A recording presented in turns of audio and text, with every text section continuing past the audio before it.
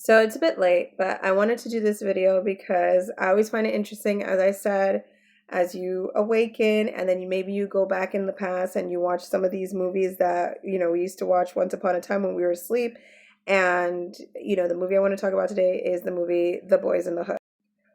The Boys in the Hood actually makes for a good example of how this matrix works, especially when you are trying to break the mold in basically the simulation, right? So in The Boys in the Hood, you have the characters Trey, Doughboy, and Richie. So now, obviously, Boys in the Hood is a social kind of movie discussing what was going on in the 80s and the 90s in South Central LA. People really didn't care what was going on in that area because obviously it was in a poor area, it was a black area, and at that time, until it wasn't that, the crack epidemic was beginning to spread out into the other areas, people weren't really paying attention, let's say, to their plight until this movie came out and kind of brought a lot of light to it. I'm sorry, I made a mistake. Ricky was his name. So, anyways, obviously, let's take it from what we see of these characters. So, Trey is from a different kind of family, right? His mom has education. His dad also has education. A different bloodline. Probably different ancestral generational situations going on there. Doughboy and Ricky are from another family, obviously. God knows whatever kind of ancestral ties or things that are in their bloodline that, curses, hexes, whatever. I don't know. Let's think of it from that perspective. But Doughboy, for the most part, was fitting into the narrative of all of the other boys in the area, right? He was acting like the typical programmed, let's say, Matrix NPC, okay?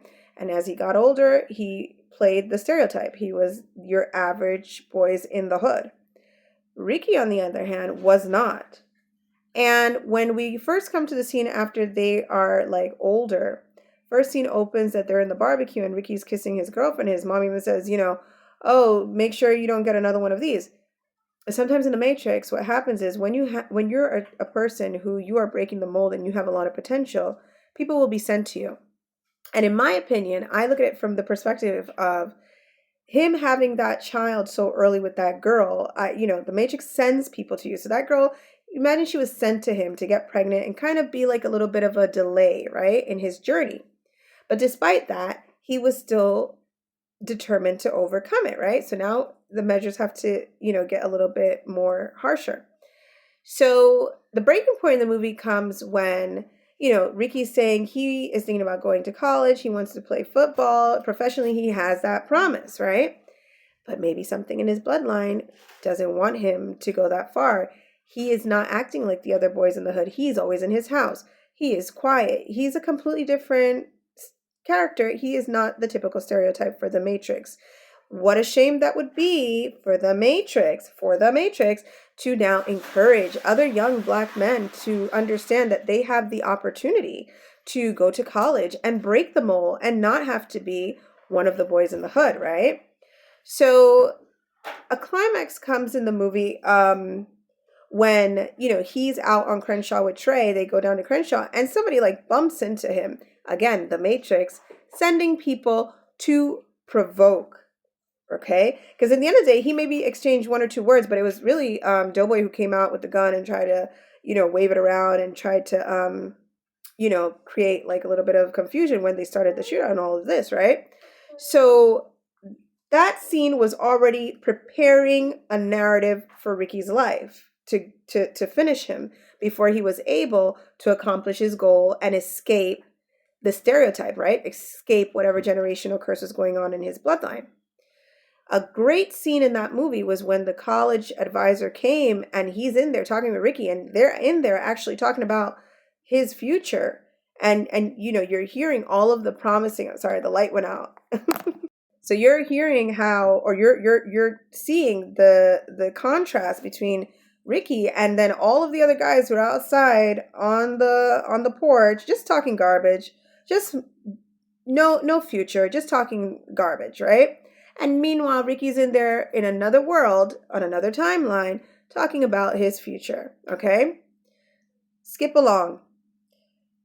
Later on, the car from the guys who pushed Ricky are, turning the block every the whole day basically looking for Ricky because now they want to get him into the narrative and get revenge. Even Doughboy notices it and he says, that car's been on this block like 3 times, and he's getting up and it's not with him. They don't want him, right? But what's the problem? Ricky's in his house because that's what Ricky does. He's in his house. Here comes the NPC, other one. Ricky, we need cornmeal, because that's how the Matrix works. Not to say that she necessarily has anything to do with those men in the car, but the Matrix programming, they're like legion. So it's like the girlfriend, he won't leave the house to go get killed. So she needs to send him out for cornmeal, right? That's the way the Matrix works. Whatever's going on with the energy, he gets into a fight with Doughboy and his mom comes out. A lot of energy. Maybe these are things trying to block him from leaving, whatever. So right when his mom is going after him, trying to stop him because he just fought with Doughboy, mailman pops up to distract the mom, because that's how the Matrix works. People just pop out when you're coming out, So the mailman distracts the mom now with the mail from the SATs, right? To make sure that Ricky and Trey can go along their way. Unfortunately, depending on the vibration that everyone is in, Ricky decides after they see the car and they run that they should split up. Obviously, Trey says that's not a good idea because maybe Trey's in a better vibration and has more common sense and knows that that is not correct. He's seeing a little bit more clearly. Or also, it could be the guardian angels or the angels or God talking to Trey. Maybe this was like the destiny so that Trey wouldn't also get hurt with Ricky or get, you know what I mean? Because if he was walking with Ricky, he would have also gone it too. Those are things we might never know. So in the end, Ricky is murdered in the film, and now, therefore, everyone in the Matrix knows you can't break free from the Matrix, can't break free from your role, can't break out of character, because the Matrix will come after you, right? And then 2 weeks later, Doughboy, after he takes retaliation against the members who did this to his brother, he also, goes along with the narrative, and he ends up being another victim of that whole reality, okay? Trey, again, a different bloodline. He gets to go to college, but he was already on a different kind of timeline or whatever, all right? Just something to think about, just a different way to look at certain movies. And for me, I really looked at it from that perspective of how it works in the Matrix. You know what I mean? Maybe I'm like a little out there with my thoughts, but I feel like it's a really good example to use, like when I give explanations to people of how the Matrix tries to attack people trying to break the mold. And the issue with people who are targeted, the issue with people who are chosen ones, who think outside the box, who are vibrating higher than everyone else, you know what I mean? This is kind of like what you will notice. You will notice these kind of things happening in your life where people are being sent to hold you back, to distract you, to delay you. There's a lot of spiritual warfare. And this is why you have to break those ancestral curses, break those chains, get into the word, get into scripture, because this is really what is going on around us 24/7, and we are not noticing it until you wake up by the grace of God. And that's all I just wanted to say for today, and I hope you enjoy that, metaphor. And yeah, that's it. Watch the movie.